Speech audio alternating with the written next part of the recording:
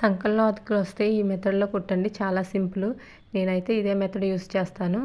చూడండి, అక్కడ సంకల్లో అతుకు వచ్చింది కదా మెయిన్ ఫ్యాబ్రిక్, దాన్ని ఒరిజినల్ ఏమో కిందకేసి ఉల్టాదేమో పైకేసి ఒక స్టిచ్ అయితే చేయండి. ఒక స్టిచ్ చేసేసాక దాన్ని మళ్ళీ రివర్స్ తిప్పి ఇట్లా రివర్స్ తిప్పి దానిపైన అయితే ఒక స్టిచ్ చేసి షేప్లో కట్ చేస్తే అయిపోతుంది. నేను ఎక్కువగా ఈ మెథడే యూజ్ చేస్తానండి. ఇది చాలా సింపుల్. లైనింగ్ అయినా సరే మనం కుట్టేటప్పుడు కాకుండా అతుకులన్నీ వేసేసాక ఈ మెథడ్లో కుడితే చాలా సింపుల్. చూడండి, అలా షేప్లో కట్ చేసుకుంటే సరిపోతుంది.